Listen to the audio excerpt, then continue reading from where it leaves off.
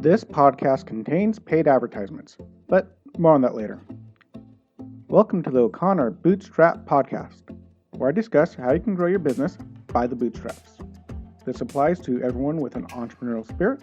That includes bootstrappers just starting out, established business owners, and business leaders. My goal is to help you grow both personally and professionally. I'm your host, Isaiah O'Connor. Welcome to the O'Connor Bootstrap Podcast Remastered series. Today I'm talking about how with great power comes great responsibility. And with that, today's sponsor is audible.com, my favorite place for audiobooks. They have other audio content, not just books, but I do go through a lot of books and a lot of their college courses that they have on up there. And the book I'm recommending today, which ties directly in today's podcast, is the book The Monk and the Merchant by Terry Felber. This book explains what the responsibility of a wealthy man is, and if you're a Christian or religious person, how being a wealthy businessman is not a bad thing, but it can also be a calling from God as well, and you can use your wealth responsibly to help other people. Great book. I highly recommend it. And of course, you can get your free copy over at audible.com/bootstrap with a capital B. That's audible.com/bootstrap. You can get a free book, plus 2 Audible originals, and access to their entire listening library for 1 month free over audible.com/bootstrap. Now, let's get into this. So today we're going to jump back into one of my favorite themes, which is superheroes and that whole genre, which one of the most famous superhero movie quotes comes from Spiderman, one of my favorites, and that is, with great powers comes great responsibility. Yeah, this one's almost cliche, but let's explore this a little bit. So, you've done it. You found your passion, you started a business, and you've worked really insanely hard. It's been a really long and really hard journey, and you find that you are now a successful entrepreneur. And as a successful entrepreneur, you play a key role in the overall economy. You help build wealth, you bring innovation, you create jobs, and these are just a few of the most important things you do and powerful things you do for society as a whole. Entrepreneurship really is why most people have a job. Matter of fact, almost all people have a job because somebody somewhere decided to jump out there, take the risk, and start something that grew to become something big enough to create jobs. So there's a lot of power in that. And as I mentioned, where the phrase comes from, let's look at the superhero theme, but I'm going to take this a little different course. I'm not going to talk about Spider-Man. I'm going to talk about the guy that represents this type of power and the responsibility that comes with this type of power, the best in the Marvel universe, and that is Tony Stark, Iron Man. Not who you probably thought I was going to talk about. Because, you see, while Tony Stark was not the entrepreneur to begin with, that was his dad, he does take on the mantle and actually continue the entrepreneurial spirit in the movies, in the MCU version of Iron Man. His dad built up the business, but his own genius continued the business and built on what his dad started. So he is a very powerful businessman. And in the first Iron Man movie, it really explores this quite well. It shows him as a spoiled rich kid, egomaniac, who doesn't care about anyone or anything and doesn't think about how his business decisions affect anyone else. His vast business power was causing great harm.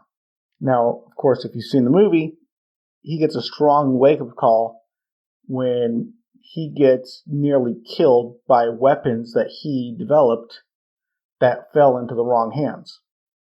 So he looked back into it and realized his company was having an overall negative effect on the world. His power was being used badly.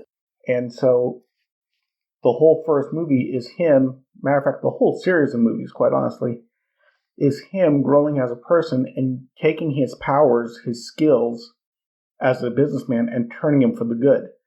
Stopping manufacturing weapons and instead manufacturing clean energy. This is the best example of how an entrepreneur can have power and then can use the power for both good and for evil. So, yeah, again, extreme example, but I think it makes the point really well because, yeah, not every entrepreneur is going to become a multi-billion-dollar playboy, billionaire playboy. But, again, the principle, you'll find I tend to go back and try to dig down to the actual principle of what I talk about, and the principle remains the same. How are you going to use your power as a businessman? Are you going to have employees that are loyal and dedicated to you because you take care of them?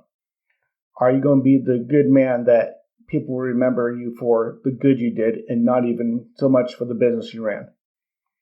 Matter of fact, I can't remember if it was Mr. Hewlett or Mr. Packard.